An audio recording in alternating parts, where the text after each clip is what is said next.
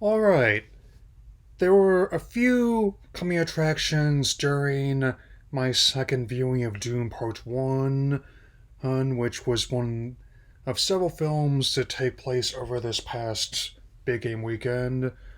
And so I think this one stood out to me the most.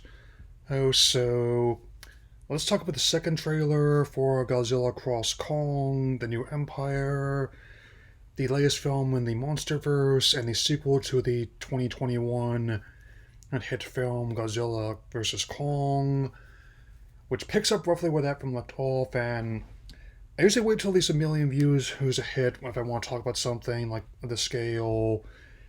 It's currently up to 9 million and counting as I record this, so let's begin. Even and with the current kerfuffle surrounding Coyote vs. Acme and other films, I'm glad that this one was spared, given how I think the previous movie was one of the most successful experiments in Project Popcorn 2021. And on top of Godzilla and Kong being returning and having yet more new powers with the new variation of Kong's atomic breath and Kong having a new enhanced gauntlet as well. We get to see more and more of not only human characters that are coming back and being introduced, and also the antagonistic Scar King, and presumably many other titans as well. Even just based on what I'm seeing here, as well as some other leaks been revealed through merchandise lines, is this. As I was correct in my insinuation, my spoiler review of the previous movie, that functionally Hollow Earth is more or less the equivalent of Monster Island's continuity, and as such, many evil monsters be revealed from that. I don't mind the idea of Godzilla being a bit quicker on his feet this time around.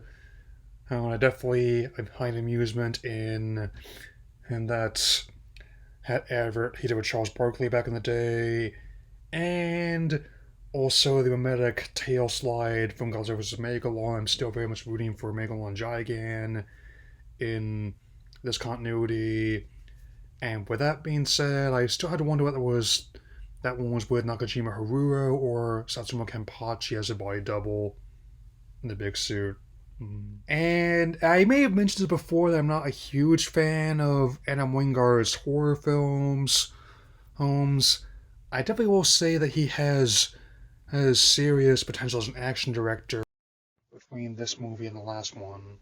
I will also note that they've actually moved the release up a bit from before.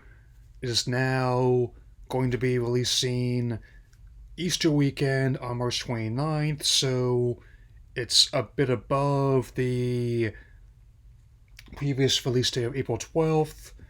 So I guess I can add this to who are my most anticipated films of this quarter now.